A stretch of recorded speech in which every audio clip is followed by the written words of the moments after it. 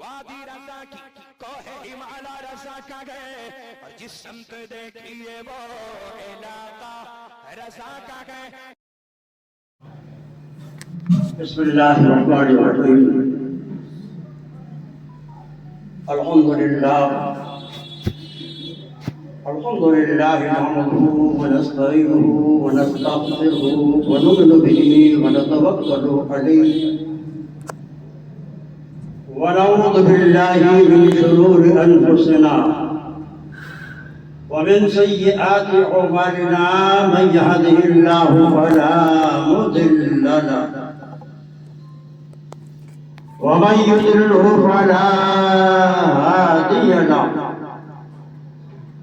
ونشهد أن لا إله إلا الله وحده لا شريك له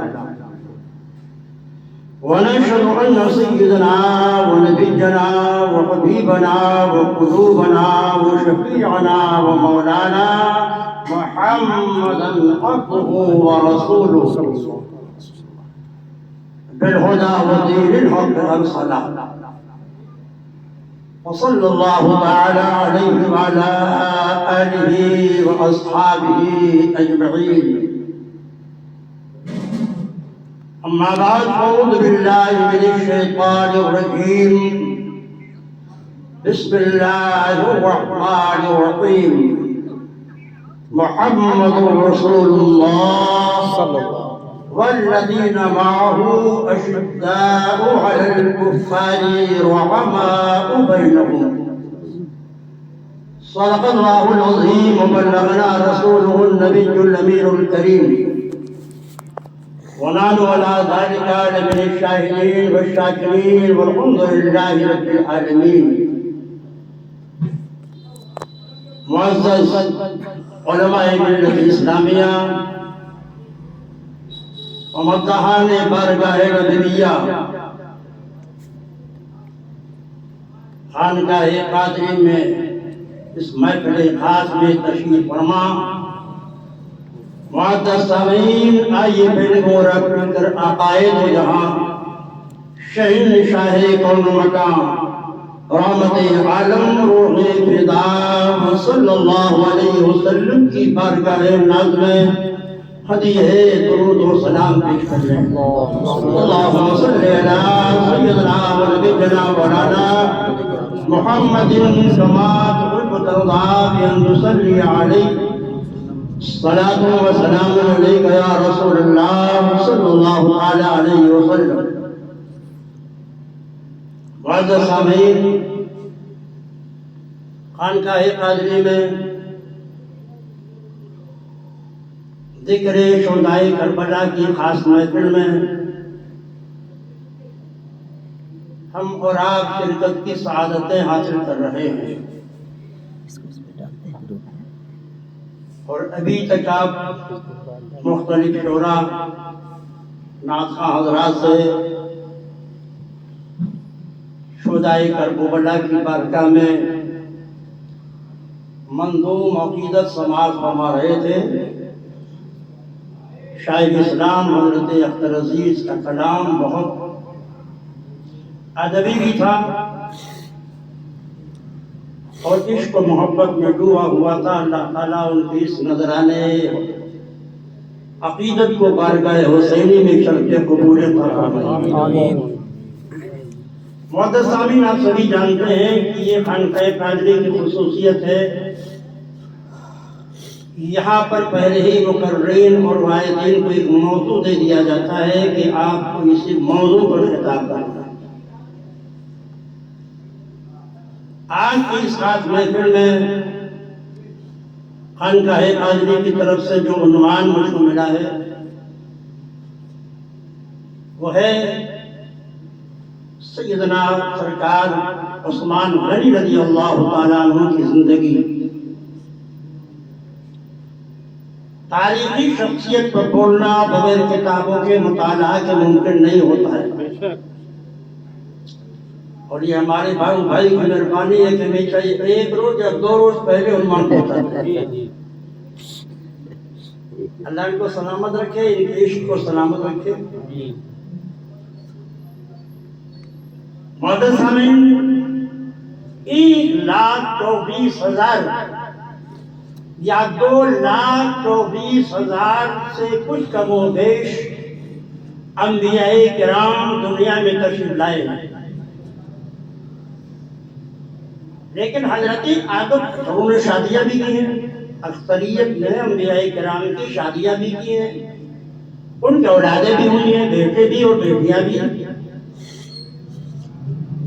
وہ بہو بھی لائے ہیں اور داماد بھی بنایا ہے، لیکن حضرت آدم علیہ السلام سے لے کر حضور سید عالم صلی اللہ علیہ وسلم کی تک دنیا میں کوئی ایسی شخصیت نہیں گزری ہے جس کے نکاح میں نبی کی 2 بیٹیاں تھا کی گئی۔ اللہ اللہ اللہ، کیا بات ہے، سبحان اللہ۔ حضرت آدم سے لے کر سرکار تک تاریخ پلٹ کر دیکھیے آپ، یہ شرف صرف سیدنا عثمان غنی رضی اللہ تعالیٰ عنہ کو حاصل ہے کہ اللہ کے نبی نے اپنی 2 بیٹیوں کا نکاح یکی بات دیگر سیدنا عثمان غنی سے فرمایا، اسی لیے آپ کو ذو النورین کہا جاتا ہے۔ سبحان اللہ سبحان اللہ سبحان اللہ۔ جس سال ابرات الاسرم نے ہاتھیوں کی فوج لے کر خانہ کعبہ پہ چڑھائی کی تھی، تاریخ میں اس تاریخ کو عامۃ الفیل کہا جاتا ہے۔ جو ہجری کی سن ہے یہ تو ایجاد ہوئی ہے حضرت فاروق اعظم رضی اللہ تعالیٰ عنہ کے زمانے سے، پہلے یہ تاریخیں نہیں تھی۔ عرب شریف میں جب کوئی اہم واقعہ پیش آ جاتا تھا تو اسی کے طرف اس تاریخ کو موسوم کر دیا جاتا تھا۔ ابرات الاسرم نے ہاتھیوں کی فوج لے کر جب خانہ کعبہ پہ چڑھائی کی تو تاریخ میں اسے عامۃ الفیل کہا جاتا ہے۔ عامۃ الفیل کے 6 سال کے بعد حضرت عثمان غنی پیدا ہوئے۔ تاریخ یاد رکھنے کی اجازت کی۔ عامۃ الفیل کے 6 سال کے بعد حضرت عثمان غنی رضی اللہ تعالیٰ عنہ پیدا ہوئے۔ نام عثمان، کنیت ابو عبداللہ، لقب ذو النورین، غنی اور جامع القرآن ہے۔ سبحان اللہ سبحان اللہ۔ یہ آپ کے القاب ہیں۔ آپ کی والدہ حضرت عروہ بنت قریظ ہے، یہ سرکار دو عالم صلی اللہ علیہ وسلم کی پھوپھی کی صاحبزادی ہے۔ اس طرح حضرت عثمان غنی رضی اللہ تعالیٰ عنہ کا سلسلہ نسب 5ویں پشت میں جا کر کے سرکار دو عالم صلی اللہ علیہ وسلم سے مل جاتا ہے۔ اعلان نبوت سے بہت پہلے حضور کی جو سب سے بڑی بیٹی تھی زینب کے بعد حضرت رقیہ، حضرت رقیہ کا نکاح سرکار نے اعلان نبوت سے پہلے ہی حضرت عثمان غنی سے کر دیا تھا۔ مدرسہ میں حضرت عثمان غنی رضی اللہ تعالیٰ عنہ صدیق اکبر، مولا علی، حضرت خدیجہ اور زید بن حارثہ کے بعد یہ 5ویں شخص ہیں جنہوں نے اسلام کو قبول فرمایا تھا۔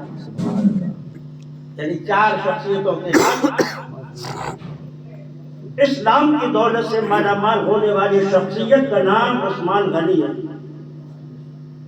5ویں شخص ہے۔ اللہ کے نبی نے جب نبوت کا اعلان فرمایا پورا مکہ آپ کا دشمن تھا۔ حضرت عثمان کا گھرانہ تاجروں کا گھرانہ تھا، پورے مکہ پر ان کی دولت، تجارت اور عظمت کی دھاک بیٹھی ہوئی تھی۔ والد کے انتقال کے بعد سیدنا عثمان غنی نے بھی تجارت ہی کو اپنا ذریعہ معاش بنایا تھا۔ بہت بڑے تاجر تھے حضرت عثمان غنی رضی اللہ تعالیٰ عنہ۔ حضرت صدیق اکبر بھی بہت بڑے تاجر تھے۔ تجارت کی وجہ سے دونوں میں دوستی بھی تھی اور دونوں سے ملنا جلنا بھی تھا۔ سرکار دو جہاں صلی اللہ علیہ وسلم نے جب نبوت کا اعلان فرمایا اور حضرت خدیجہ مولا علی حضرت صدیق اکبر اور زید بن حارثہ اسلام لے آئے تو حضرت صدیق اکبر کی محنت سے ان کا ملنا جلنا تھا حضرت عثمان غنی سے، کاروبار کے سلسلے میں، لہٰذا یہ جب بھی حضرت عثمان غنی سے ملتے تھے تو اسلام کی روشن دلائل اور اس کی حقانیت کو حضرت عثمان غنی کے سامنے پیش کرتے تھے۔ آپ کی محنت کام آئی اور ایک دن حضرت عثمان غنی نے حضرت صدیق اکبر سے کہا چلیے ہم آپ کے ساتھ نبی کی بارگاہ میں چل کر کے اسلام قبول کرنا چاہتے ہیں۔ ادھر رحمت عالم نے خود ہی کرم فرما دیا، یہ دونوں بیٹھے تھے گھر میں، مشورہ ہو رہا تھا کہ چلیے نبی کی بارگاہ میں حاضر ہو کے اسلام قبول کرے، اور اللہ کا محبوب خود ہی حضرت عثمان غنی کے گھر میں جلوہ گر ہو گیا۔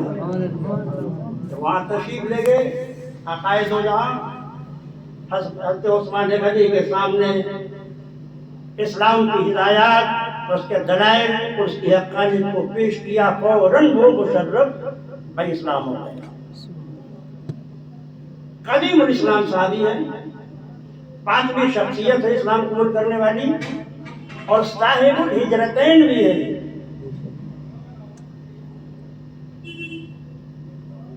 دونوں ہجرت یعنی ہجرت حبشہ یہ بھی انہوں نے فرمایا ہے، اور ہجرت مدینہ یہ بھی انہوں نے فرمایا ہے۔ جب مکہ والوں نے مسلمانوں پر ظلم سمجھانا شروع کیا اور حضرت عثمان غنی کے خاندان والوں کو معلوم ہوا کہ یہ مذہب اسلام قبول کر چکے ہیں، پورا خاندان حضرت عثمان غنی کا دشمن ہو گیا، پورا خاندان۔ حضرت عثمان غنی رضی اللہ تعالیٰ عنہ نے، ان کا ایک چچا تھا عاص بن حکم، جب اسے حضرت عثمان غنی کے اسلام لانے کی بات معلوم ہوئی تو وہ اتنا دشمن ہو گیا تھا کہ تاریخ میں آتا ہے کہ حضرت عثمان غنی کو اس نے رسیوں میں جکڑ دیا اور کہا تم نے اپنے باپ و دادا کا دین چھوڑ دیا، ایک نیا دین تم نے قبول کر لیا، جب تک کہ تم مذہب اسلام کو چھوڑ کر پھر اپنے باپ و دادا کے دین میں نہیں آ جاتے تب تک ہم تم کو اسی رسی میں جکڑے رہیں گے۔ مگر یہ وہ نشہ نہیں جسے تلسی اتارتے، زنجیروں میں جکڑے ہوئے، رسیاں بندھے ہوئی ہے تو عثمان غنی کا جواب تھا یہ رسیاں کیا ہیں؟ میرے جسم کے ٹکڑے ٹکڑے کر دو گے جب بھی میں اسلام سے برگشتہ نہیں ہوں۔ عاص بن حکم نے جب ان کے اس ارادے کو بھاگ دیا یہ اسلام کو چھوڑنے والے نہیں ہیں تو اسی نے رسیاں کھول دی۔ حضرت سیدنا عثمان غنی رضی اللہ تعالیٰ عنہ جب مظالم مسلمانوں پر پڑ گئے تو سرکار دو جہاں سے اجازت دی کہ یا رسول اللہ اب ایمان کو بچانے کے لیے ہمیں اجازت دے دیں کہ ہم یہاں سے ہجرت کر کے حبشہ چلے جائیں۔ تاریخ بتاتی ہے اللہ کے نبی نے انہیں اجازت دی، حضرت عثمان غنی اور آپ کی اہلیہ حضرت رقیہ اور مزید 3 عورتوں کو لے کر آپ مدینہ چھوڑ کر کے ہجرت کر کے حبشہ چلے گئے۔ اسی کو ہجرت اولا کہا جاتا ہے۔ آپ جا کر وہاں پر انتہائی آزادی کے ساتھ مذہب اسلام پر عمل کرتے رہے۔ آپ کو یہ لیکن حالات کو جائزہ لیتا ہے کہ مکہ میں حالات کیسے ہیں۔ کسی نے خبر پہنچا دی کہ مکہ میں ظلم و ستم کا دور ختم ہو رہا ہے، تو آپ نے دوبارہ مکہ میں لوٹنے کا ارادہ فرمایا اور آ گئے۔ مگر یہ خبر غلط ثابت ہوئی۔ جب یہاں پہنچے تو دیکھا فی الحال کو انگاروں میں لٹایا جا رہا ہے، حضرت سمیہ کو شہید کر دیا گیا ہے، اللہ کے نبی کے قدموں کے نیچے کانٹے بچھائے جا رہے ہیں۔ سرکار دو جہاں صلی اللہ علیہ وسلم کا گرو یتھر میں رسیاں ڈال کر کے بچے کھینچ رہے ہیں، آپ کو دیوانہ کہا جا رہا ہے، مجنون کہا جا رہا ہے، شاعر کہا جا رہا ہے، پاگل کہا جا رہا ہے۔ تو پھر آپ نے سرکار دو عالم صلی اللہ علیہ وسلم کی اجازت طلب، یا رسول اللہ اب مجھے مدینہ کی طرف ہجرت کرنے کی اجازت دے دیجیے۔ اور پھر آپ اپنے اہلیہ کے ساتھ ہجرت کر کے مدینہ کی یہ بات تشریف لے گئے۔ اسی لیے آپ کا لقب صاحب الہجرتین ہے، یعنی پہلی ہجرت بھی آپ نے فرمائی ہے اور دوسری ہجرت بھی آپ نے فرمائی۔ ہجرت کا مفہوم ہوتا ہے اللہ کی رضا کے لیے اپنے وطن کو چھوڑ کر دوسرے وطن میں چلے جانا، تاکہ آزادی کے ساتھ اللہ کی عبادت کی جا سکے۔ آپ صاحب ہجرت ہیں۔ معزز سامعین، حضرت عثمان غنی رضی اللہ تعالیٰ عنہ کی شخصیت، ان کی عظمت،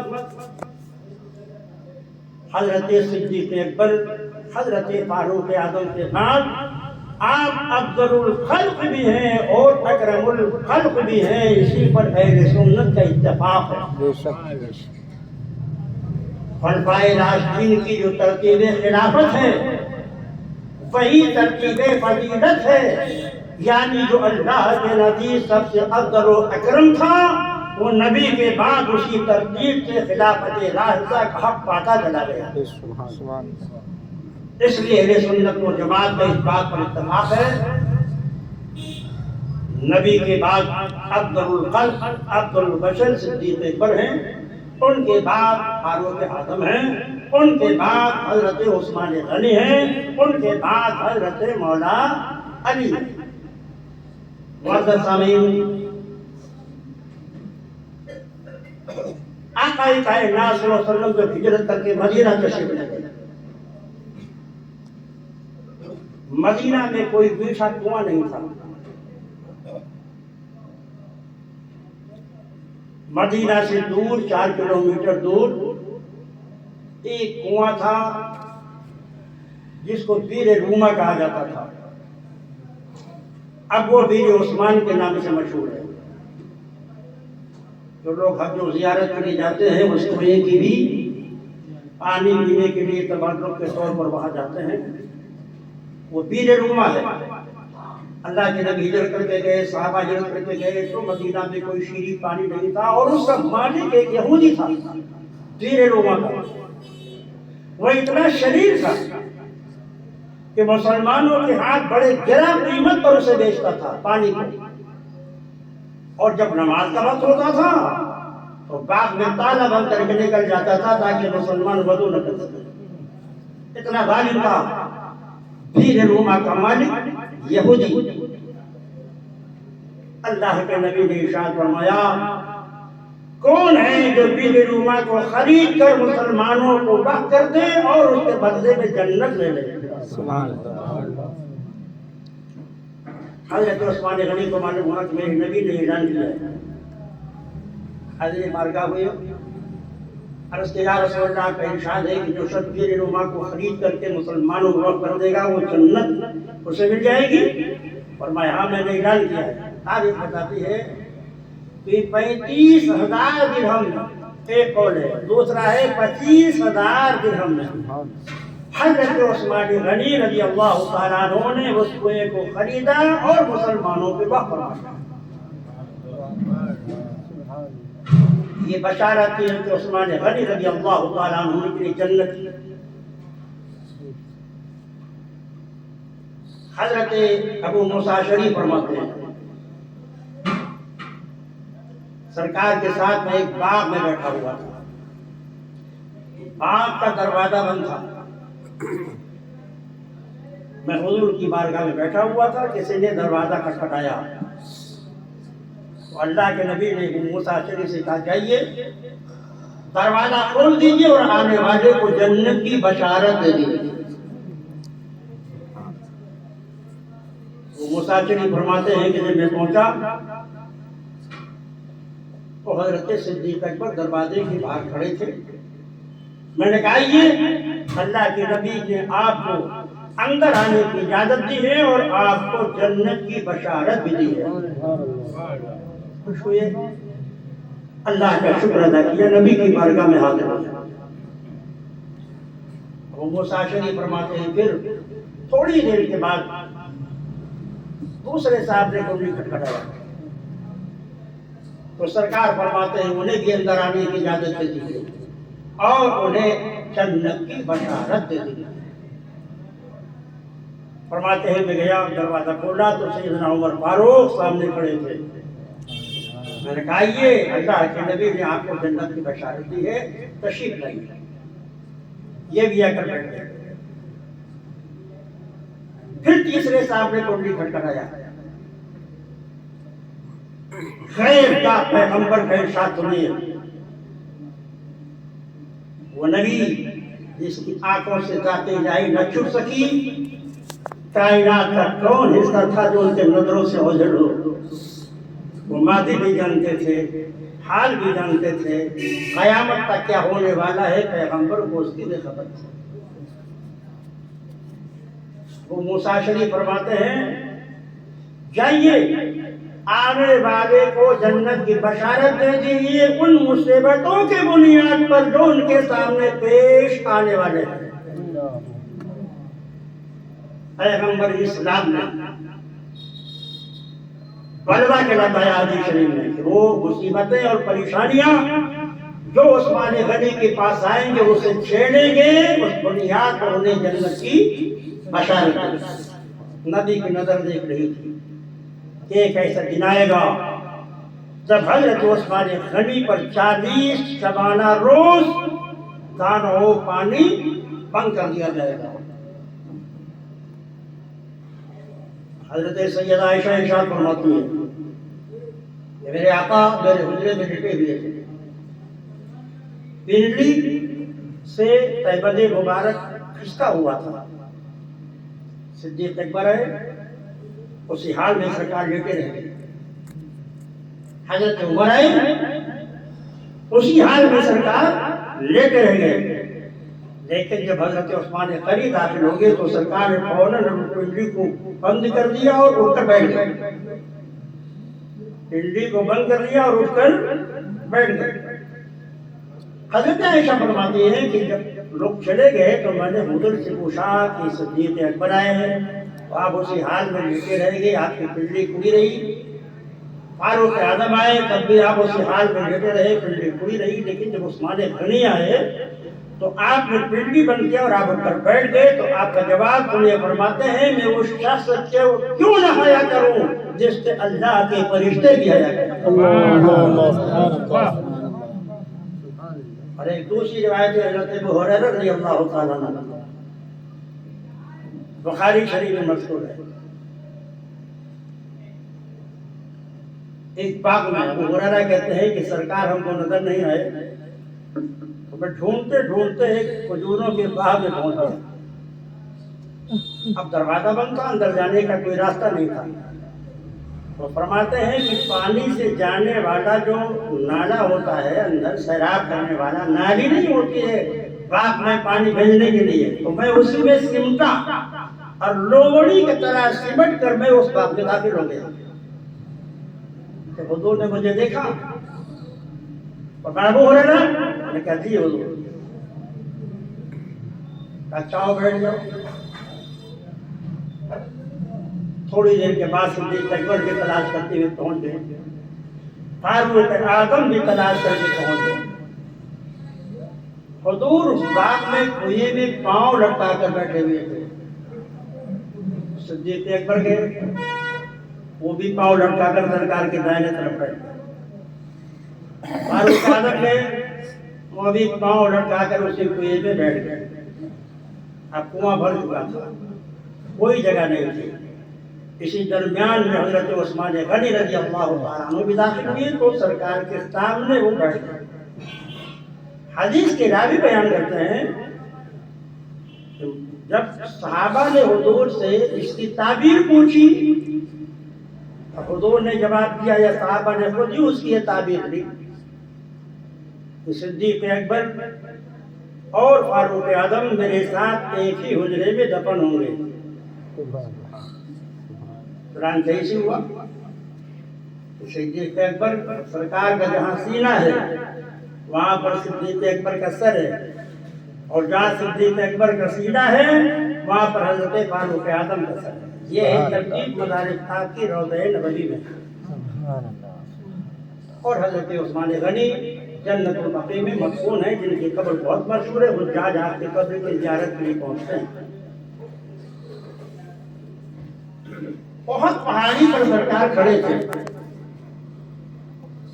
بہت پہاڑ کے بارے میں نبی نے فرمایا ھذا جبل یحبنا ونحبہ، یہ ایسا پہاڑ ہے جس سے میں محبت کرتا ہوں اور یہ پہاڑ مجھ سے محبت کرتا ہے۔ پہاڑ پہ سرکار کھڑے تھے، آپ کے ساتھ ساتھ حضرت صدیق اکبر بھی تھے، حضرت فاروق اعظم بھی تھے اور حضرت عثمان غنی بھی تھے۔ بہت پہاڑ اپنے قسمت پہ ناز کر کے جھومنے لگا، مستی میں آ گیا۔ آج میری قسمت ایسی ہے کہ اللہ کا نبی بھی جلوہ فرما ہے، ان کا صدیق بھی جلوہ فرما ہے، حضرت عمر اور حضرت عثمان بھی وہاں جلوہ فرما ہے۔ وہ جھومنے لگا مستی میں، تو آقا پاؤں مارتے ہیں پہاڑ پر، فرماتے ٹھہر جا، تو یہ معلوم نہیں ہے کہ تیرے اوپر ایک نبی ہے اور ایک صدیق ہے اور 2 شہید ہیں، 2 شہید ہیں۔ یہ بھی نبی کا علم غیب ہے۔ آپ کو معلوم تھا کہ فاروق اعظم بھی شہید کیے جائیں گے، حضرت عثمان غنی بھی شہید کیے جائیں گے۔ رک گیا۔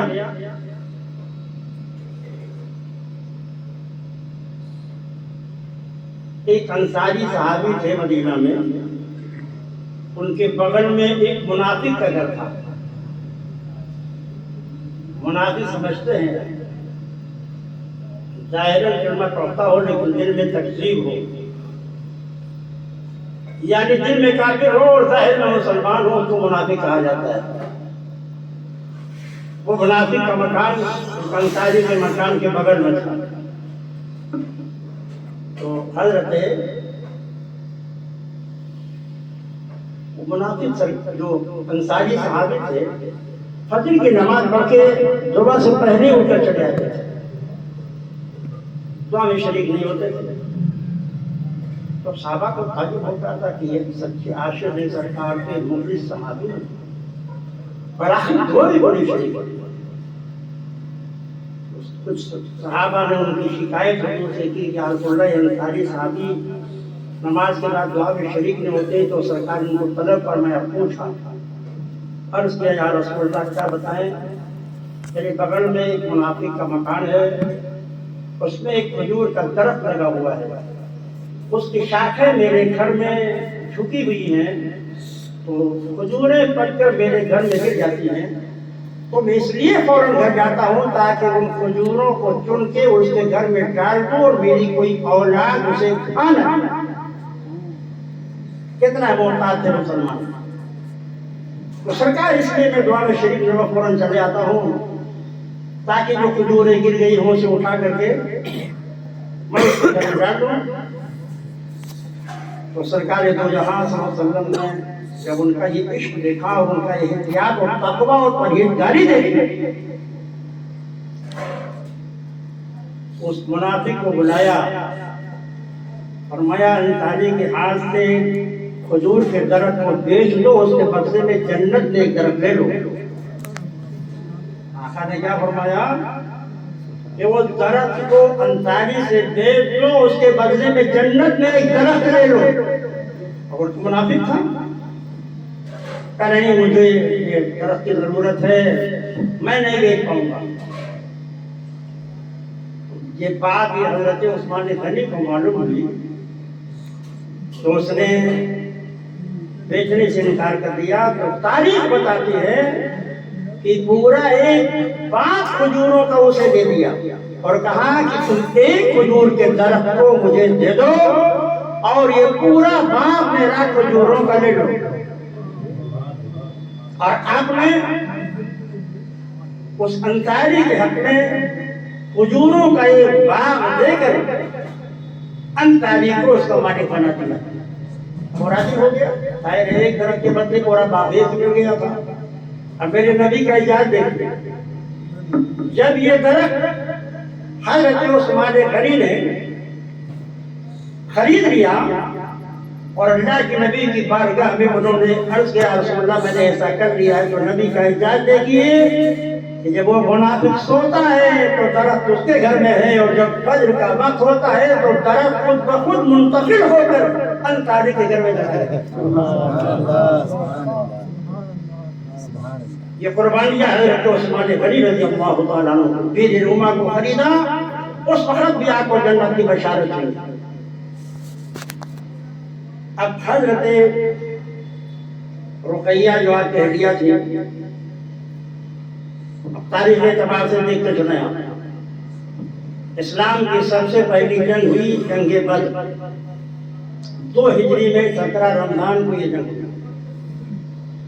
جس وقت جنگ بدر ہوئی، حضرت رقیہ رضی اللہ تعالیٰ عنہ کی طبیعت بہت زیادہ خراب تھی۔ اللہ کے نبی نے حضرت عثمان غنی کو جنگ بدر میں شریک ہونے سے روک کر فرمایا کہ آپ اپنے انبیاء کی تیمارداری کریں۔ سرکار تشریف لے گئے اور حضرت عثمان غنی کو حضرت رقیہ کی تیمارداری کے لیے چھوڑ دیا۔ اللہ نے یہ پہلی جنگ کی، مسلمان بے سر و سامان سے جنگ بدر۔ اللہ کے نبی نے کھجوروں کی ٹہنیاں دے دیا تھا، اسی کو تلوار بنا دو۔ کھجوروں کے ٹہنیوں سے لڑ رہے تھے مسلمان۔ ادھر 1000 کی فوج پورے اولاد اور لوہے میں ڈوبی ہوئی تھی، مگر اللہ تعالیٰ نے جنگ بدر میں جب مسلمانوں کو فتح دی تو پوری مکہ میں اسلام کا ایک ایسا روز جاری ہوا۔ ادھر حضرت زید بن حارثہ کو سرکار دو جہاں صلی اللہ علیہ وسلم نے مدینہ بھیجا کہ جا کر مدینہ والوں کو اس بات کی بشارت دے دو کہ اللہ نے جنگ بدر میں ہمیں فتح عطا کر دی۔ عزیزان محترم، زید بن حارثہ جس وقت یہ خوشخبری لے کر مدینہ بھی پہنچے تو حضرت رقیہ رضی اللہ تعالیٰ عنہ کا انتقال ہو چکا تھا اور جنت البقیع میں ان کی تدفین کا کام ہوا تھا۔ ادھر وہ دفن ہو رہی تھی، ادھر حضرت زید بن حارثہ مدعا فتح لے کر وہاں پہنچے۔ اللہ کے نبی نے حضرت عثمان غنی جنگ بدر میں اس وجہ سے شریک نہیں ہو سکے، مگر ان کی عظمت پر تنبیہ کرنے کے لیے سرکار نے حضرت عثمان غنی کو اصحاب بدر میں شامل فرمایا کہ تم بھی بدری صحابی ہو، اور حضور نے ایک مجاہد کے برابر حضرت عثمان غنی کو مال غنیمت بھی عطا فرمایا۔ اور پھر اپنی دوسری بیٹی حضرت ام کلثوم کو آپ کے نکاح میں دے دیا اپنا۔ اور مہرانی کی روایت سنیے، حضرت عثمان غنی رضی اللہ تعالیٰ عنہ کے نکاح میں جب حضرت سرکار کی دوسری بیٹی ام کلثوم پہنچی تو تاریخ بتاتی ہے کہ حضرت ام کلثوم کا بھی 9 ہجری میں وصال ہو گیا تھا، 9 ہجری میں۔ اس کے بعد آقا نے مولانا کو مخاطب کر فرمایا، علی اگر میرے پاس 40 بیٹیاں ہوتی نا تو میں سب بیٹیوں کو ایک ہی بات کی کرے عثمان کے نکاح میں دیتا ہی رہتا۔ سبحان اللہ، سبحان اللہ۔ یہ شرف کسی اور صحابی کو حاصل نہیں۔ تو ہجری میں حضرت رقیہ کا وصال ہوا۔ تیسری ہجری میں جنگ احد ہوئی، آپ اپنے شریک ہوئے، بے پناہ شجاعت و بہادری کا مظاہرہ فرمایا۔ غزوہ ذات الرقاع میں جب سرکار روانہ ہوئی وہ مدینہ میں اپنا نائب اور خلیفہ حضرت عثمان غنی کو بنایا. غزوہ ذات الرقاع میں. اور 6 ہجری میں اللہ کے نبی نے خواب دیکھا کہ میں 1400 صحابہ کرام کے ساتھ حرم شریف میں داخل ہو رہا ہوں. نبی کا خواب یہی ہے. قرآن کی وہ آیت دلالت کرتی ہے جب حضرت ابراہیم نے حضرت اسماعیل سے کہا انی ارا فی المنام انی اذبحک، میں نے خواب میں دیکھا ہے کہ اسماعیل ہم تمہیں ذبح کرایا ہے. نبی کا خواب ہر لوگوں کے خواب کی طرح نہیں ہوتا. وہی کے نزول کے جو استاد طریقے ان میں سے ایک طریقہ نبی کا خواب ہے، وہ بھی وہی ہے. ظاہر نبی نے خواب دیکھا تھا کہ میں 1400 صحابہ کو لے کر کعبہ شریف میں داخل ہو رہا ہوں. آپ نے فوراً صحابہ کو اعلان کر دیا کہ 1400 صحابہ میرے ساتھ عمرہ کرنے کے لیے سے تیار ہو جائے. 1400 صحابہ. یہ اچانک حضور کی تیاری تھی. مشرکین مکہ کو اس کا علم بھی نہیں تھا. مشرکین مکہ کو علم کب ہوا جب یہ 1400 صحابہ کو لے کر حضور حدیبیہ ایک میدان ہے مکہ کے قریب، جب سرکار وہاں پہنچ گئے اور وہاں پر آپ نے پڑاؤ ڈالا آرام کرنے کے لیے. تو اونٹوں کے چرواہے جب حدیبیہ سے مکہ گئے تب انہوں نے مکہ والوں کو اطلاع دی کہ محمد صلی اللہ علیہ وسلم تو بہت بڑا لشکر لے کر آئے ہوئے ہیں. جیسے مکہ والوں کو معلوم ہوا بہت بڑا لشکر لے کر آپ تشریف لائے ہیں تو کمر ٹول پہ ٹوٹی تھی. جنگ بدر و جنگ احد وغیرہ سے وہ دیکھ چکے تھے. جنگ خندق کے مناظر بھی انہوں نے دیکھے تھے. فوراً راتوں رات گھوڑے دوڑا دیے اور حضور اقدس صلی اللہ علیہ وسلم سے مقابلے کی تیاری کرنے لگے. جب حضور کو یہ معلوم ہوا کہ مکہ والے مجھ سے مقابلے کی تیاری کر رہے ہیں، آپ نے حضرت عثمان غنی کو بلایا. کیونکہ آپ سے زیادہ نہ کوئی صاحب عزت وہاں تھا مکہ میں، نہ صاحب وقار تھا، نہ صاحب اثر تھا. آپ کی عزت و اقربا کی کثرت تھی، تجارت کی دھمک تھی، آپ کی حکمتیں لوگوں کو دلوں میں بیٹھی ہوئی تھی. آپ نے فرمایا عثمان غنی سے جاؤ، میری طرف سے نمائندہ بنا کر مکہ والوں سے کہہ دو بن کر کہ ہم جنگ کرنے کے ارادے سے نہیں آئے ہیں، عمرہ کرنے کے لیے آئے ہیں، عمرہ کر کے واپس چلے جائیں. اس طرح حضور کا نمائندہ بن کر عثمان غنی رضی اللہ تعالیٰ عنہ مکہ پہنچے. گفت و شنید میں مکہ میں آپ 3 دن ٹھہر گئے. مکہ والوں نے کہا کہ آپ ہمارے سردار ہیں، آپ کو خود خانے کا مرتبہ کرنا ہے کر لیجئے، صفا مروہ کی صحیح کرنا ہے کر لیجئے، آپ عمرہ کر لیجئے، مگر آپ کے نبی کو عمرہ نہیں کرنے دیں گے. عثمان غنی کا جواب سنیے. خدا کو میں نے نبی سے پہچانا ہے، مکہ کی عظمتیں ہم نے نبی سے پہچانی ہے، آب زمزم کا تقدس ہم نے نبی سے پہچانا ہے، صفا مروہ کی عظمتیں ہم نے نبی سے پہچانی ہے. ورنہ یہاں تو 300 سال کو تک چلیے بغیر نبی کے عثمان غنی خانے کا طواف نہیں کر سکتا. انکار کر دیا آپ نے ان کی فرمائش پر. کسی نے مدینہ جا کر حدیبیہ کے میدان میں غلط خبر پھیلا دی کہ حضرت عثمان غنی کو مکہ والوں نے شہید کر ڈالا. جیسے یہ خبر پہنچی وہاں حدیبیہ کے میدان میں مسلمان بکھر گئے، اشتعال میں آ گئے. مسلمانوں نے کہا جب تک ہم خون عثمان کا بدلہ نہیں لے لیں گے اس وقت تک ہم یہاں سے واپس مدینہ نہیں جائیں گے. اللہ کے نبی نے جب مسلمانوں کا اشتعال دیکھا، ایک ببول کے درخت کے نیچے سرکار نے قیام فرمایا اور ایک ایک صحابی سے آپ نے اسی ببول کے درخت کے نیچے بیٹھ کر بیعت لیا. تاریخ اسلام میں اسی کو بیعت رضوان کہا جاتا ہے، جس کے بارے میں قرآن کی آیت ہے کہ وہ لوگ اے محبوب جو تمہارے ہاتھوں میں بیعت کر رہے تھے وہ حقیقت میں خدا کے ہاتھوں میں بیعت کر رہے تھے. الذین یبایعونک انما یبایع اللہ یبایع اللہ ید اللہ فوق ایدیہم. مصطفیٰ جو لوگ آپ سے بیعت کر رہے تھے وہ آخری حقیقت یہ خدا کے ہاتھ کا ہاتھ ان کے ہاتھوں پر تھا. اور حضرت اخیر میں سرکار دو جہاں ارشاد فرماتے ہیں اپنے ایک ہاتھ کے تعلق سے یہ عثمان کا ہاتھ ہے, یہ عثمان کا ہاتھ ہے. اور حضرت پھر سرکار نے حضرت عثمان کی ہاتھ اپنے ہاتھ میں رکھ کر کے بیعت کی. اور اس طرح سرکار نے غیبی طور پر اشارہ فرمایا کہ یہ خبر غلط ہے کہ عثمان شہید کیے گئے ہیں, عثمان زندہ ہیں.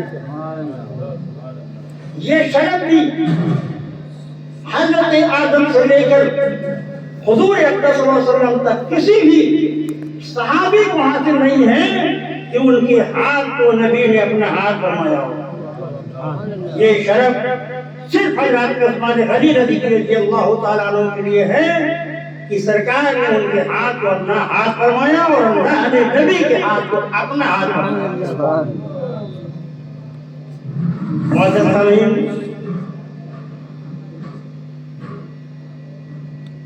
حضرت عثمان غنی رضی اللہ تعالیٰ عنہ نویں ہجری میں غزوہ تبوک ہوا. اس غزوے کو تاریخ میں جیش اسرت کے نام سے بھی یاد کیا جاتا ہے. صلیب پر اسلام کا جو سب سے بڑا دشمن قیصر تھا 2 لاکھ کی فوج لے کر مدینہ پہ چڑھائی کی تیاری کر رہا تھا. اسلام کی ایک سے ایک وجہ دی جائے, نبی اور نبی کے صحابہ کا خاتمہ کر دیا جائے. اللہ کے نبی کو معلوم ہے اللہ کے نبی نے جہاد کا اعلان فرمایا اور 30,000 مجاہدین حضور اقدس صلی اللہ علیہ وسلم کے ساتھ غزوہ تبوک میں شرکت کے لیے تیار ہو گئے. یہ سب سے عظیم لشکر تھا اسلام کا. اس سے پہلے اتنے مسلمان کبھی بھی کسی جنگ میں نہیں گئے, مگر یہ جنگ کب ہوئی؟ مدینہ میں قید پڑا ہوا تھا, لوگ پتیاں کھا کر زندگی گزار رہے تھے. بہت بڑے دشمن سے مقابلہ تھا. اللہ کے نبی مسجد نبی میں کھڑے ہوئے اور مجاہدین کے لیے آپ نے چندے کی تحریک فرمائی. 30,000 مجاہدین کے لیے سواریوں کا انتظام کرنا ہے, ہتھیاروں کا انتظام کرنا ہے, ان کے ذخیرہ کا انتظام کرنا ہے. اللہ کے نبی نے جب اعلان فرمایا تو حضرت سیدنا عثمان غنی مسجد نبی میں موجود سے کھڑے ہو گئے. عرض کیا ہے رسول اللہ 100 اونٹ مال ساز و سامان میں پیش کر رہا ہوں, اسے قبول فرمائیے. پھر حضور نے تحریک فرمائی. حضور تھوڑی دیر گزر چکے تو حضرت عثمان غنی کے کھڑے ہوئے. یا رسول اللہ 200 اونٹوں کو مال ساز و سامان اور ہتھیار کے میں آپ کی بارگاہ میں پیش کروں گا. پھر آقا نے تحریک فرمائی. تیسری بار جب تحریک فرمائی پھر حضرت عثمان غنی کھڑے ہوئے. عرض کیا یا رسول اللہ 300 اونٹ مال ساز و سامان اور ذخیرہ کے میں پیش کروں گا. تفسیر روح البیان کی روایت ہے کہ حضور نے جب چوتھی بار تحریک فرمائی تو حضرت عثمان غنی کھڑے ہو گئے. کہا یا رسول اللہ 1,000 اونٹ مال ساز و سامان اور 70 گھوڑے اور حضور یہ 10,000 درہم قبول فرما. ایک روایت میں 10,000 درہم, ایک روایت میں ہے کہ 1,000 دینار. دینار اشرفی سونے کا ہوتا ہے اور درہم چاندی کا ہوتا ہے. دونوں میں تضاد نہیں ہے کیونکہ 1,000 دینار کی جو قیمت ہے وہ 10,000 درہم کی ہے. تو بعض روایتوں میں یہ ہے کہ 10,000 درہم لا کر حضور کے دامن میں ڈال دیا. اور جب حضور کے دامن میں ڈالا تو سرکار اتنا خوش ہوئے کہ درہم کو ایسے اچھالا اور فرماتے ہیں آج سے عثمان کوئی بھی عمل کرے اب وہ اس کو ضرر دینے والا نہیں ہے. یہ بشارت پیغمبر نے دی. حضرت سیدنا عثمان غنی رضی اللہ تعالیٰ عنہ وارضاہ عنہ، اللہ تعالیٰ ان کے کل و برکات سے جملہ حاضرین کو مستفید فرمائے اور ان کے صدقے میں ہمارے اور آپ سب کے مغفرت فرمائے. محترم سامعین، حضرت سیدنا فاروق اعظم رضی اللہ تعالیٰ عنہ کی شہادت کے بعد حضرت عثمان غنی رضی اللہ تعالیٰ عنہ نے مسند خلافت پر متمکن ہوئے. 25 ہجری میں یعنی آپ جو خلیفہ ہوئے حضرت فاروق اعظم رضی اللہ تعالیٰ عنہ کی شہادت کے بعد باتفاق آپ کو خلیفہ منتخب کر لیا گیا. خلافت کے ابتدائی جو 6 سال تھے بہت پرامن تھے. تاریخ کا مطالعہ اگر کیجیے تو آپ حیرت میں پڑ جائے گی کہ حضرت عثمان غنی نے کس قدر اسلامی ممالک کو فتح کر کے وسعت کی. بہت سارے ممالک ہوئے. اسی درمیان میں ایک جنگ ہوئی آرمینیا آذربائیجان. وہاں کے کمانڈر تھے حضرت حذیفہ ابن الیمان رضی اللہ تعالیٰ عنہ. جب وہ آرمینیا کی جنگ سے واپس ہوئے حضرت عثمان غنی کے پاس انہوں نے عرض کیا حضور کچھ باتیں آپ سے عرض کرنا ہے، فرمائیے کہیے. حضور میں جب جنگ میں شریک تھا تو میں نے دیکھا کہ بہت سارے مجاہدین قرآن کا اصل نسخہ لیے ہوئے ہیں جس میں وہ جملے بھی درج ہیں جو اللہ کے نبی نے کسی آیت کی تفسیر میں ارشاد فرمایا تھا. اگر آپ نے پوری امت کو ایک قرآن کے پڑھنے پر اکٹھا نہیں کیا تو ایک ایسا دن آئے گا کہ لوگ اللہ کے کلام ہی میں الجھ جائیں گے. کچھ کہیں گے یہ خدا کا کلام ہے، کچھ کہیں گے یہ نبی کی تفسیر ہے. آپ میں مسلمانوں میں انتشار پیدا ہو جائے گا. اس لیے میری گزارش ہے کہ پوری امت کو یہ قرآن کے پڑھنے پر اکٹھا فرمائیں. آپ کو بتا دیں کہ سرکار کے وصال کے بعد حضرت فاروق اعظم رضی اللہ تعالیٰ عنہ نے حضرت صدیقہ کی بارگاہ میں عرض کیا تھا. اس وقت جب مسیلمہ کذاب سے جنگ ہوئی تھی 450 حفاظ قرآن اس جنگ میں شہید ہو گئے تھے. بڑی خورے جنگ تھی. بالآخر خالد بن ولید کی قیادت میں اللہ نے مسیلمہ اور اس کی فوج کو شکست دی اور یہ فوج فاتحانہ شان سے واپس آئی. 450 صحابہ جو حفاظ قرآن تھے وہ شہید ہو گئے. حضرت فاروق اعظم نے حضرت صدیق اکبر سے گزارش کی کہ حضور یہ قرآن صحابہ کے سینے میں محفوظ ہے اور اس قدر صحابہ شہید ہو رہے ہیں. میری گزارش ہے کہ قرآن کریم کو آپ 2 دفتریوں کے بیچ میں جمع کروا دیں تاکہ قرآن کریم محفوظ ہو جائے. قرآن کی جب کوئی آیت نازل ہوتی تھی سرکار کے زمانے میں تو حضرت جبریل سرکار کی بارگاہ میں آ کر عرض کرتے تھے یا رسول اللہ یہ آیت فلاں سورت کے فلاں جگہ کی ہے. یہ کاتبین وہی روک دیجیے کہ اس آیت کو اسی سورت میں اس آیت کے بعد لکھیں. اس طرح آخری آیت جو قرآن کی ہے وَاتَّقُوا يَوْمًا تُرْجَعُونَ فِيهِ إِلَى اللَّهِ ہے. اس کے نزول کے بعد 3 ہی لمحے میں سرکار کا وصال ہو گیا تھا. تو یہ قرآن کاغذ میں کھجور کے پتوں پر ہڈیوں پر چمڑوں پر لکھا ہوا تھا، منتشر تھا کیونکہ یہ صحابہ کا دور تھا اور کاتب میں وہی حضرت زید بن ثابت موجود تھے. تو سرکار نے ان کی سرکردگی میں ایک کمیٹی بنایا. پہلے تو انکار کیا کہ جو کام نبی نے نہیں کیا ہے وہ ہم کیسے کریں. حضرت فاروق اعظم نے فرمایا واللہ انہ لخیر، قسم خدا کی قرآن کا 2 دفتر میں جمع کرنا ایک بہترین کام ہے، اس لیے آپ یہ کام کر دیجیے. پھر اللہ نے ان کا سینہ کھول دیا. اور زید بن ثابت جو سرکار کے زمانے میں قرآن کے کاتب تھے، کاتب وحی تھے، ان کی سرکردگی میں آپ نے 11 آدمی کی کمیٹی بنائی اور قرآن کریم کے آیات کو متعدد صحابہ سے تحقیق اور تفتیش کرنے کے بعد آپ لکھتے تھے. خود آپ ارشاد فرماتے ہیں کہ قرآن کا جمع کرنا میرے لیے اتنا مشکل تھا کہ اگر مجھے کہہ دیا جاتا کہ سابق اس پہاڑ کو اپنی جگہ منتقل کر دو تو پہاڑ کا منتقل کرنا آسان تھا، مگر قرآن کا جمع کرنا میرے لیے بہت مشکل تھا، کیونکہ ایک آیت کو سینکڑوں صحابہ سے ملاقات کرنے کے بعد تصدیق کی جاتی تو اس کے بعد لکھا جاتا تھا. حضرت صدیق اکبر نے مکمل قرآن کو لکھوا کر اپنے پاس محفوظ رکھا تھا. آپ کا وصال ہونے لگا تو انہوں سے قرآن آپ نے حضرت فاروق اعظم کے حوالے کر دیا تھا. حضرت فاروق اعظم کا وصال ہونے لگا تو وہی نسخہ آپ نے اپنی بیٹی حضرت حفصہ اور سرکار کی اہلیہ سب کی ماں حضرت حفصہ کے حوالے کر دیا تھا. جب آرمینیا کی جنگ سے لوگ واپس آئے، حضرت عثمان غنی سے کہا کہ ایسا ایسا معاملہ ہے، لہذا پوری امت کو ایک قرآن پڑھنے کا اکٹھا کیجیے. تو آپ نے اسی نسخے کو جو حضرت حفصہ کے پاس موجود تھا منگوایا.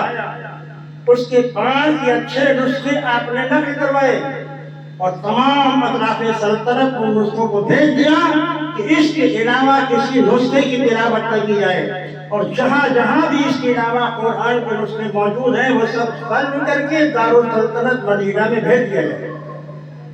قرآن کے تمام نسخے جمع کر لیے گئے اور پھر اسی نسخے کی نقل در نقل اطراف سلطنت میں بھیج دیا گیا، اور وہ سارے نسخے جو ادھر ادھر بکھرے ہوئے تھے آپ نے منگوائے اور مدینہ طیبہ میں اسے جلوا دیا.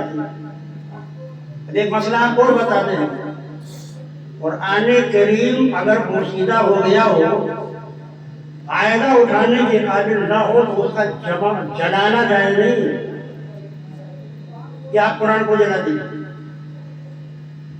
ادب کیا ہے؟ تو اسلام کہتا ہے کہ اگر قرآن اور آپ پوشیدہ ہو گئے، قاعدہ اٹھانے کے لائق نہیں ہے، تو اس قرآن کریم کو قبرستان میں کسی ایسی جگہ دفن کیا جائے کہ لوگوں کے پاؤں پڑنے کا احتمال نہ ہو.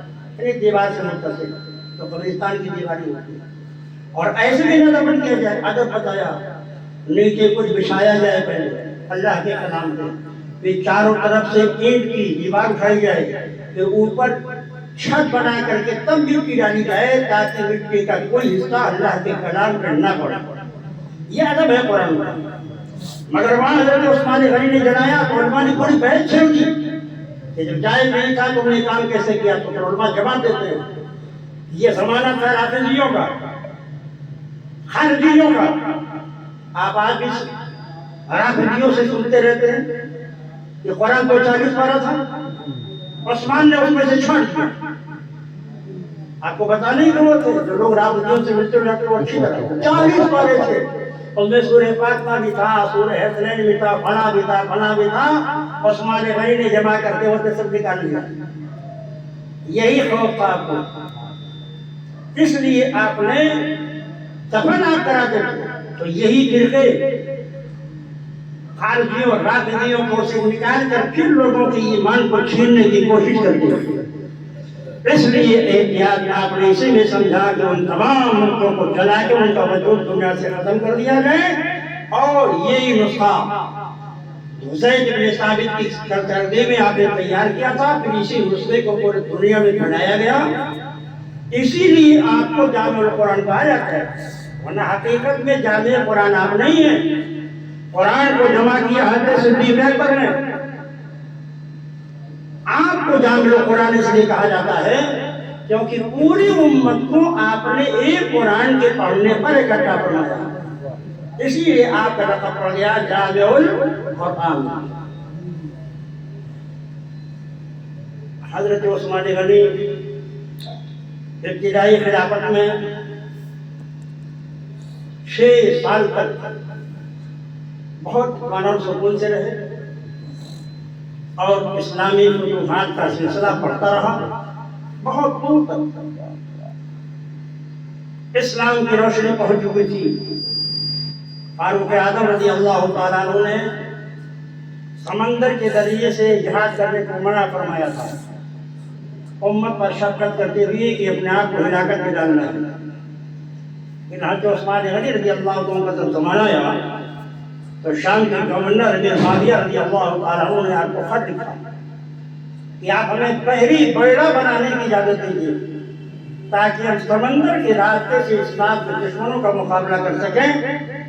تاریخ بتاتی ہے کہ حضرت عثمان غنی نے سب سے پہلے امیر معاویہ کو اس بات کی اجازت دی کہ آپ پہلی بیڑا تیار کر کے اور جہاد سمندر کے راستے سے بھی آگے بڑھائیے۔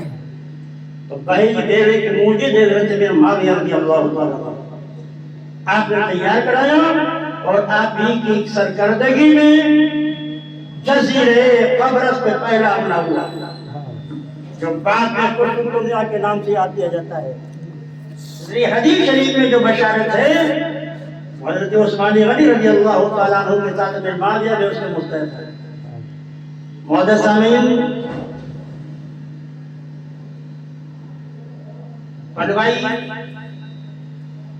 ایک شخص تھا عبداللہ بن سبا، یہ یہودی تھا۔ یہودی آج بھی یہودی اسلام کی کتنے بڑے دشمن ہیں آپ کو بتانے کی ضرورت نہیں۔ فلسطین میں مسلمانوں کا جنہ دشمن کر رکھا، امریکہ اور برطانیہ کے ناجائز اولادیں ہیں یہ۔ اگر امریکہ اور برطانیہ ان پر سرپرستی ہٹا لے تو اسلامی ممالک چٹکیوں میں اسے ختم کر دیں۔ اگر چونکہ اسلام دشمن میں سب مشترک ہے، اس لیے عرب کے بیچ میں یہودیوں کو بسا کر اسلامی ممالک کے لیے وہ ناسور بنائے ہوئے ہیں۔ کبھی لیبیا پر حملہ کرتا ہے، کبھی شام پر حملہ کرتا ہے۔ روزانہ فلسطین میں 2-4 نوجوان شہید ہوتے ہیں۔ عزیزان محترم، عبداللہ بن سبا نے جب یہ دیکھا کہ اسلام کی قوت بڑھتی ہی چلی جا رہی ہے تو اب اسے روکا جائے۔ تو اتنی طاقت تو ہے نہیں کہ دشمن بن کر سامنے آ کر اسلام کی قوت کو روکے۔ تو سب سے پہلے اس نے اپنا چولا بدلا اور یہودیت سے طائب ہو کر اپنے آپ کو مسلمان بنا لیا۔ ہمیشہ یہ ہوتا رہا ہے کہ اسلام دشمن طاقت ہے، جب کھلے دشمن بن کر اسلام کو نقصان نہیں پہنچا سکتی ہے تو مسلمان بن کر اسلام کو کھوکھلا کرتی ہے، جیسے آج نجدیت اور وہابیت اور غیر مقلدیت کر رہی ہے۔ بابری مسجد کا سودا کرنے والے ہی نجدی ہیں۔ اور ابھی ایک بیان آیا ہے، مولانا اسد اسے بتا رہے تھے کہ یہ شخص کہا ہے وہ بنارس کی مسجد ان کو دے دینا چاہیے۔ معذرت، اسلام کے سخت دشمن ہے، اسلام کی آڑ میں داڑھی رکھ کر نماز پڑھ کر کے اسلام کو کھوکھلا کر رہے ہیں۔ ہمیشہ یہ ہے۔ عبداللہ بن سبا نے اسلام کا چولا پہنا، بہت ساتھی جمع کا تھا۔ مصر میں اس نے پوری ایک جتھا تیار کر دیا حضرت عثمان غنی کے خلاف۔ جب پورا جتھا اس کا تیار ہو گیا تو شوال کے مہینے میں 10,000 کی فوج لے کر آیا اور پورے مدینے کے یہ مقام محاصرہ کر لیا۔ بہت مختصر بول رہا ہوں کیونکہ شہادت کا واقعہ اتنا ہے کہ اگر اسی کو بولا جائے تفصیل کے ساتھ تو ہفتوں گزر جائیں گے، مگر سیرت عثمان ختم نہیں ہوگا۔ آپ کی زندگی پر میری کتاب ہے تذکرہ خلفائے راشدین، اسے آپ پڑھیے تو آپ کو اندازہ ہوگا صدیق اکبر کے کارناموں کا، فاروق اعظم کے کارناموں کا، حضرت عثمان غنی کے کارناموں کا، مولا علی کے کارناموں کا، حسن مجتبیٰ کے کارناموں کا اور سرکار حسین کے کارناموں کا۔ اسی موضوع پر میری کتاب ہے جو اردو اور ہندی اور گجراتی تینوں زبان میں چھپی ہوئی ہے، اسے آپ پڑھیے، آپ کو مکمل اندازہ ہوگا۔ حضرت عثمان غنی کے خلاف آ کر شوال میں لوگ آئے تھے مدینہ طیبہ اور پورے مدینہ کا ان لوگوں نے محاصرہ کر رکھا تھا اور ذیقات کے اخیر میں انہوں نے محاصرہ سخت کر دیا تھا۔ جب تک کہ وہ شرارت زیادہ نہیں کر رہے تھے، حضرت عثمان غنی اپنے حجرے سے نکل کے، اپنے مکان سے نکل کر مسجد نبوی میں امامت فرماتے تھے۔ لیکن جب ذوالحجہ کا مہینہ آیا تو ان خبیثوں نے آپ کو آنا بند کر دیا، آپ آ نہیں سکتے مسجد میں۔ ایک دن آپ پھر بھی جب مولا علی کو معلوم ہوا تو سرکار حسن و حسین کو مسلح کر کے بھیجا اور کہا عثمان غنی کے دروازے پہ کھڑے رہنا اور ان کی عبادت کرنا اور کسی بڑے بھائی کو ان کے گھر میں نہ جانا دینا۔ چنانچہ حضرت حسن حضرت حسین مولا علی کی طرف سے حضرت عثمان غنی کے دروازے پر حفاظت کے لیے معمور تھے۔ جمعہ کا دن تھا، آپ آئے، جمعہ کی نماز پڑھی اور پھر آپ سمجھانے کے لیے، شورش برپا کرنے والوں کے لیے تقریر کرنے لگے۔ تاریخ بتاتی ہے ایک شخص تھا ان میں، ان کا سب سے بڑا جو لیڈر تھا اس کا نام عبد الرحمن بن ادریس بلوائی تھا۔ بلوائیوں کا لیڈر جو تھا عبد الرحمن بن ادریس، جب آپ نے تقریر کرنا شروع کیا تو اس لشکر میں اس کے ایک شخص تھا جملہ بیفاری، اس خبیث نے آپ کا عصا مبارک چھین کر آپ کے پاؤں پر اتنے زور سے مارا کہ آپ بش کھا کر زمین پہ گر پڑے۔ جو صحابہ موجود انہوں نے فوراً اٹھایا اور آپ کو اپنے مکان میں لے گئے۔ اس کے بعد پھر آپ کو ان بلوائیوں نے مسجد میں آنے ہی نہیں دیا۔ ذوالحجہ کی کے مہینے میں بعض باتوں میں آتا ہے کہ وہ ایام تشریق میں 11، 12، 13 ذی الحجہ کو ایام تشریق کہا جاتا ہے۔ ان کی شورش حد سے زیادہ بڑھ گئی۔ حضرت حسن حسین آپ کے دروازے پر متنع ہو کر کھڑے رہے۔ ان کو تاکید سے مولا نے کی کہ کسی بلوائی کو آپ کے مکان میں نہ جانے دیا جائے، لیکن خبیثوں نے دوسری طرف سے چھت پہ چڑھ کر حضرت عثمان غنی کے گھر میں چھت پیچھے کی طرف سے داخل ہوئے، کیونکہ ادھر حضرت حسن حسین موجود تھے حفاظت کے لیے، اور آنگن میں کودے۔ حضرت عثمان غنی رضی اللہ تعالیٰ 40 دن گزر گیا تھا بغیر دانا و پانی کے، آپ روزے سے تھے، قرآن کریم کی تلاوت فرما رہے تھے، اور بعض اقوال سے پتہ چلتا ہے قرآن کی اس آیت پر پہنچے تھے فَسَيَكْفِيكَهُمُ اللَّهُ وَهُوَ السَّمِيعُ الْعَلِيمُ۔ ایک ظالم آگے بڑھا، تلوار لے کر حضرت عثمان غنی کو حملہ کرنا چاہا تو آپ کی ہڈیاں موجود تھی، حضرت نائلہ آگے بڑھی، روکا، اس نے تلوار سوار کیا تو آپ کی انگلی کٹ گئی، اور اس نے ایک تھپڑ حضرت نائلہ کو مارا، جس کو دیکھ کر حضرت عثمان غنی نے بددعا دی۔ یہ بددعا سنی، فرماتے ہیں اللہ تیرے دونوں ہاتھوں کو کاٹے، تیرے دونوں پاؤں کو کاٹے، تجھے دونوں آنکھوں سے اندھا بنا دے اور تجھے جہنم میں بھیج دے۔ یہ آپ نے بددعا دی تھی، جس نے حضرت نائلہ کے چہرے پہ تھپڑ مارا تھا۔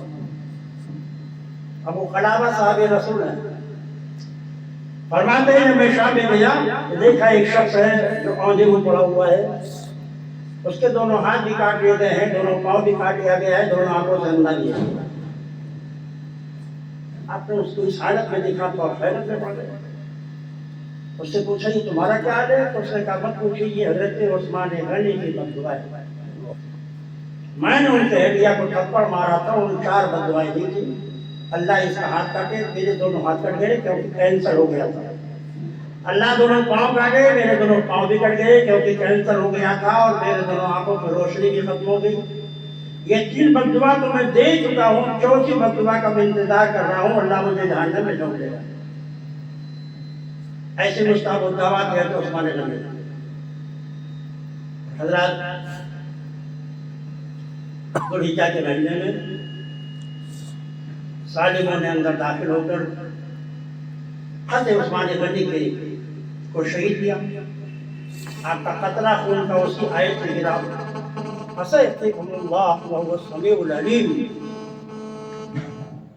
بہت سامعین، اللہ ان کی قبر انور کو اپنے انوار و برکات سے معمول فرما دے۔ خانقاہ قادری کے ہم جملہ شرکا کو حضرت عثمان غنی کے فیض و برکات سے مستفیض فرمائے، اور انہی حضرات کے نقش قدم پر ہمیں بھی جان دینے کی اسلام کے لیے توفیق عطا فرمائے۔ کھڑے ہو جائیں بارگاہ رسالت سے۔